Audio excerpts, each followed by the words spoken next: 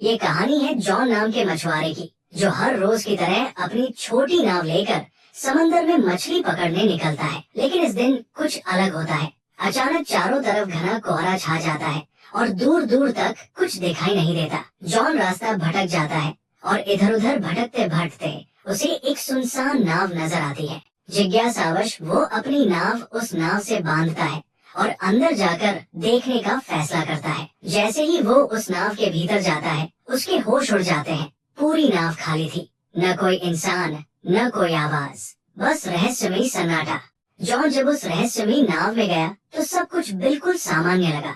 खाना ताजा था, कपड़े करीने से रखे थे और हर जगह इंसानी मौजूदगी के संकेत थे। लेकिन वहाँ कोई था नहीं। वो नाव को चालू करने की कोशिश करता है पर इंजन काम नहीं करता। इतने विशाल समुद्र में अकेली और खाली नाव देखकर जॉन हैरान रह जाता है। वो दूरबीन से चारों ओर देखने की कोशिश करता है, शायद कोई पास में हो, लेकिन घना कोहरा सब कुछ ढक चुका था।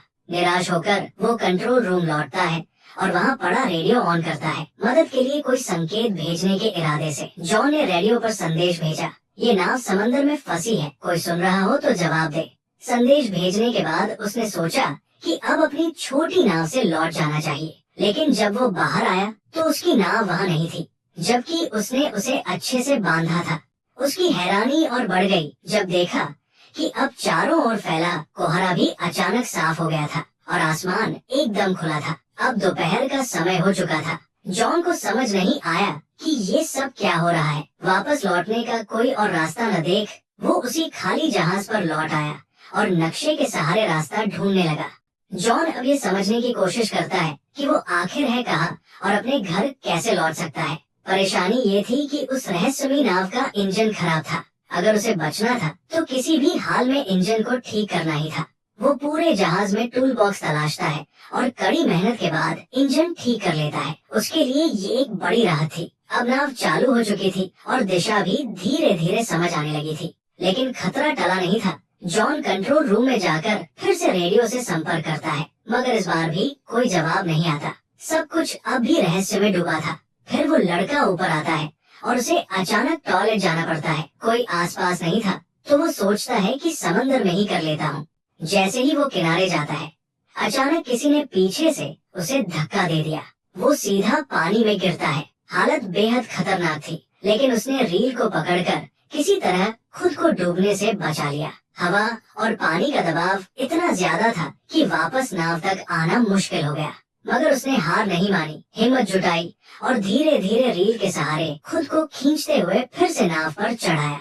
इस सब के बीच उसका काम पूरा नहीं हो पाया तो वो दोबारा टॉयलेट जाने लगा। जैसे ही वो नीचे पहुंचा, अचानक किसी ने जोर से दरवाजा बंद कर दिया। जॉन ने पहले इसे हवा का असर समझा और ध्यान नहीं दिया, लेकिन जब बाहर निकलने की कोशिश की तो देखा कि दरवाजा अंदर से बंद हो चुका है। अब वो हैरान रह गया।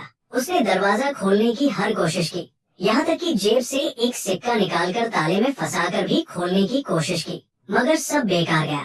अब उसे लगने लगा कि इस जहाज पर वो अकेला नहीं है, कोई है जो उसे परेशान कर रहा है, जो दिखता नहीं लेकिन हर वक्त मौजूद है। उसे लगने लगा जैसे कोई उसके साथ बेरहमी से खेल रहा हो। वो जोर से चिल्लाया, कृपया जो भी हो दरवाजा खोल दो, मैं कोई चोर नहीं, बस देखने आया हूँ। लेकिन कोई जवाब नहीं आया। अब उसे समझ आ गया कि मदद की उम्मीद बेकार है। वो कीबिन की तरफ बढ़ा और अंदर जाकर जो देखा उससे उसकी रूह कांप गई। वहाँ खून के धब्बे थे। डरावना माहौल था, पर उसने डर को नजरअंदाज किया और एक कैंची उठाकर दरवाजा खोलने की कोशिश की, लेकिन ताला अब भी नहीं खुला। तभी पूरी नाव जोर जोर से हिलने लगी, जैसे कुछ बड़ा होने वाला हो। जॉन बेहद घबराया हुआ था। तभी उसकी नजर ऊपर की एक खिड़की पर पड़ी। वो किसी तरह उस खिड़की से बाहर निकला और चारों ओर देखा। दूर से एक विशाल कार्गो जहाज उसकी ओर आता नजर आया। उसकी दिशा सीधी उसी नाव की ओर थी। जॉन को समझ आ गया कि अगर वो जहाज टकराया तो सब खत्म हो जाएगा।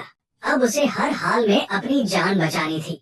उसने सिग्नल देने का सोचा, लेकिन उसके पास कुछ था नहीं। उसने तुरंत अपनी शर्ट उतारी और जोर जोर से लहराने लगा ताकि कार्गो जहाज का कोई उसे देख सके। लेकिन अफसोस, इतने प्रयास के बाद भी किसी की नजर उस पर नहीं पड़ी। अब जॉन को किसी भी हालत में अपनी जान बचानी थी। अगर उसकी नाव आगे बढ़ती रही तो कार्गो जहाज से टकराकर सब खत्म हो सकता था। तभी उसकी नजर खिड़की के पास लटकी एक रस्सी पर पड़ी। उसके दिमाग में तुरंत एक आइडिया आया, अगर वो इस रस्सी का इस्तेमाल करे तो शायद जहाज को रोक सके। उसने जल्दी से रस्सी बांधी और बाहर फेंकी ताकि नाव की गति रुक जाए, लेकिन हालात और बिगड़ गए।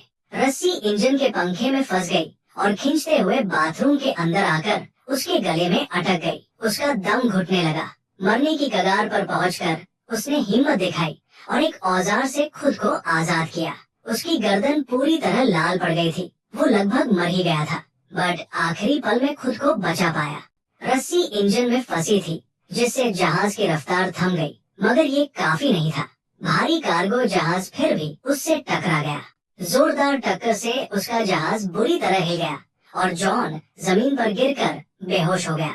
उसके सिर में गहरी चोट लगी थी।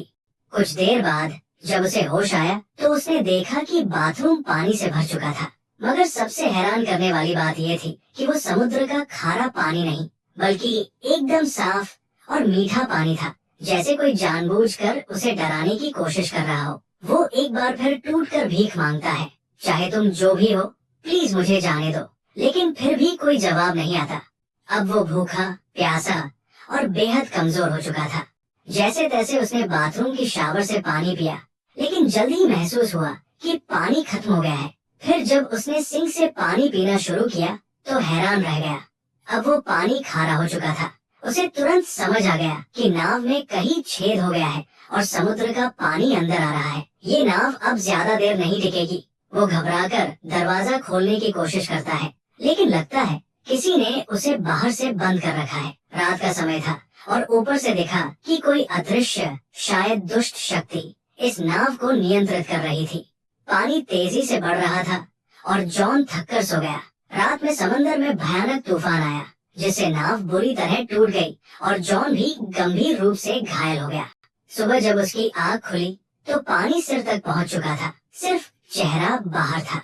अब उसे लगने लगा कि बस कुछ ही पल बचे हैं। तभी अचानक कहीं से क्लिक की हल्की आवाज सुनाई दी, जैसे कुछ खुला हो। जैसे ही जॉन ने हैंडल घुमाया, दरवाजा जोर की आवाज के साथ खुल गया।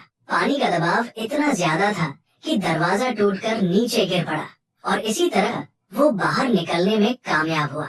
बाहर निकलते ही वो सीधा नाव की छत पर गया ताकि ताजी हवा में सांस ले सके, क्योंकि नीचे ऑक्सीजन लगभग खत्म हो चुकी थी।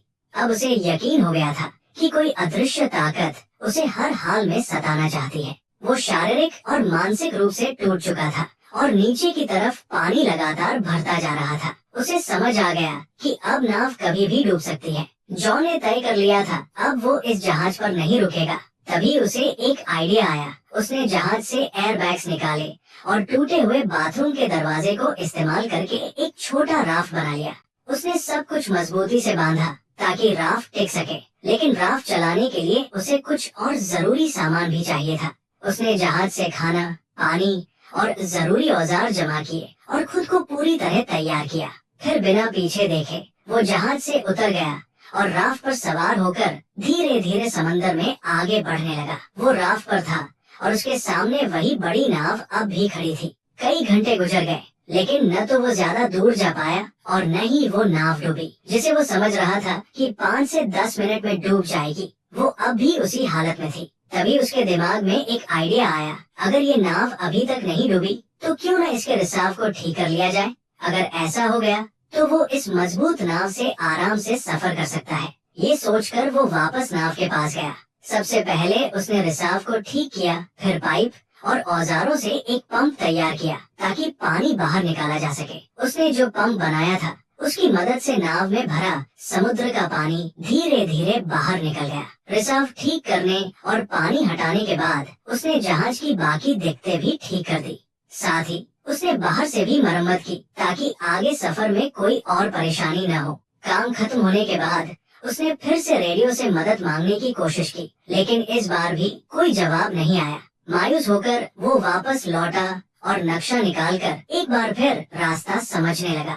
उसने नाव को आगे बढ़ाने की कोशिश की, लेकिन जैसे ही इंजन स्टार्ट किया नाव बिल्कुल नहीं हिली, मानो फिर से उसे धोखा दे रही हो। वो नाव एकदम स्थिर थी, जैसे पानी में जड़ हो गई हो, और यही सोच उसे अंदर से तोड़ रही थी। वो पूरी तरह थक चुका था, उम्मीदें खत्म हो रही थी। तभी दूर से उसने एक और जहाज आते देखा। अब उसके पास बस एक ही रास्ता था, अपने छोटे राफ्ट से उस जहाज तक पहुंचना। वो तुरंत राफ्ट पर चढ़ा और तेजी से उस जहाज की ओर बढ़ा। लेकिन तभी वो जहाज अचानक हिलने लगा और जॉन की तरफ तेजी से बढ़ने लगा, जैसे किसी ने उसे जानबूझकर उसकी ओर भेजा हो। जॉन ने अपनी रफ्तार बढ़ाई, लेकिन वो विशाल जहाज और भी तेज हो गया और ठीक इससे पहले कि वो जहाज उसे टकराता, जॉन ने आखिरी कोशिश की और अपने बोट से कूदकर उस दूसरी नाव तक तैरने का फैसला किया, जो दूर जाती दिख रही थी। लेकिन जब तक वो वहां पहुंचा, वो नाव गायब हो चुकी थी। तभी उसे एहसास हुआ कि इस रहस्यमयी नाव पर कोई बुरी ताकत है, जो उसे कहीं जाने नहीं दे रही। उसने सोच लिया था कि चाहे जान चली जाए, वो इस नाव पर वापस नहीं जाएगा। लेकिन शाम तक पानी में तैरते तैरते ठंड बढ़ने लगी। नीचे डॉल्फिन्स तैर रही थी, पर पानी का तापमान बहुत गिर चुका था। ठंड सहन न हो पाने पर मजबूरी में वो फिर उसी नाव पर लौट आया। वो इतना थक और बीमार हो चुका था कि कुछ सोच पाने की हालत में नहीं था। बस चुपचाप एक कंबल ओढ़कर कमरे में सो गया। सुबह जब उसकी आँख खुली तो उसने फिर से इस जहाज से निकलने का फैसला किया। लेकिन अब एक और झटका मिला। कमरे का दरवाजा बंद था। वो घबरा गया और धीरे धीरे मानसिक रूप से टूटने लगा। उसे कुछ समझ नहीं आ रहा था कि आखिर ये सब उसके साथ क्यों हो रहा है। तभी उसकी नजर कमरे में मौजूद एक छोटी सी केबिन पर पड़ी। उसने जैसे ही उसे खोला, ऊपर की ओर एक रास्ता नजर आया, एक वेंटिलेशन जिससे बाहर निकला जा सकता था। वो उस केबिन में घुस गया, जो एक तंग स्टोरेज एरिया था। हर बार जब वो स्टोरेज एरिया से ऊपर चढ़ने की कोशिश करता, फिसलकर नीचे गिर जाता। गिरने से उसे कई चोटें भी आई, मगर उसने हार नहीं मानी। बार बार गिरते हुए आखिरकार वो फिर से ऊपर पहुंचा और उस वेंट की खिड़की को खोलने की कोशिश की, लेकिन वो टस से मस नहीं हुई। ऐसा लग रहा था जैसे उसे जानबूझकर सील कर दिया गया हो। अब वहाँ की ऑक्सीजन भी तेजी से खत्म हो रही थी। सांस लेना मुश्किल हो रहा था। नीचे का दरवाजा भी बंद था। वो वापस कमरे में नहीं जा पा रहा था। उसे लगने लगा कि अब यही उसका आखिरी समय है। लेकिन तभी उसने फिर से वही क्लिक की रहस्यमयी आवाज सुनी। जैसे ही केबिन की खिड़की क्लिक की आवाज के साथ खुली, जॉन बिना समय गवाए बाहर निकल आया। ताजी हवा ने उसे थोड़ी राहत दी। बाहर आकर उसने देखा कि नाव एक छोटे से द्वीप की ओर बढ़ रही थी। ये देखकर उसके मन में उम्मीद जगी कि शायद अब वो इस डरावनी नाव से हमेशा के लिए आजाद हो जाएगा। जैसे ही नाव किनारे पहुंची, वो फौरन उतर गया। उसे लगा कि इस द्वीप पर जरूर कोई है जो इस सब का जिम्मेदार है। गुस्से में उसने एक डंडा उठाया और द्वीप की तलाश शुरू की, लेकिन जल्द ही हैरान रह गया। पूरे द्वीप पर इंसान का कोई भी निशान नहीं था। अब जॉन फिर से गुस्से और डर से भर गया था। जैसे ही वो उस द्वीप से बाहर निकला, एक नया दृश्य उसकी आंखों के सामने आया। वही रहस्यमयी नाव जो उसे यहाँ लाई थी, अब शांत समंदर में आगे बढ़ रही थी, जैसे किसी और शिकार की तलाश में हो। ये देखकर जॉन को पूरी तरह यकीन हो गया कि ये नाव और ये द्वीप किसी बुरी ताकत के अधीन है। उसे अब हर हाल में यहाँ से निकलना था। उसकी जिंदगी अब भी बाकी थी। वो खोजबीन करता हुआ द्वीप की सबसे ऊंची चोटी पर पहुंचा और वहाँ से उसने दूर एक और द्वीप देखा, लेकिन वो इतना दूर था कि वहाँ क्या हो रहा है ये वो देख नहीं पाया। जैसे जैसे जॉन द्वीप पर घूमता रहा, वो धीरे धीरे पीछे की ओर आ गया। लेकिन जब वो वहाँ पहुंचा तो उसकी आंखें फटी की फटी रह गई। ये वही जगह थी जहाँ से उसकी यात्रा की शुरुआत हुई थी। सब कुछ वैसा ही था। वही उसकी पुरानी नाव ठीक उसी जगह बंधी हुई और वही लोग, जैसे कुछ बदला ही न हो। पूरा माहौल पहले जैसा था, जैसे कुछ हुआ ही नहीं। जॉन एकटक सब देख रहा था। उसे यकीन नहीं हो रहा था कि ये सब एक बुरे सपने जैसा लगने वाला अनुभव असल में उसके साथ घटा था। लेकिन अब सवाल उठता था, उसकी नाव वहाँ दोबारा कैसे पहुँची और इस द्वीप की सच्चाई क्या थी। जॉन जब द्वीप के पीछे पहुँचा तो हैरान रह गया। वही जगह, वही नाव, वही लोग, जैसे कुछ भी नहीं बदला। उसे यकीन नहीं हो रहा था कि ये सब असल था या कोई बुरा सपना, मगर जो कुछ उसने झेला वो सच्चाई थी।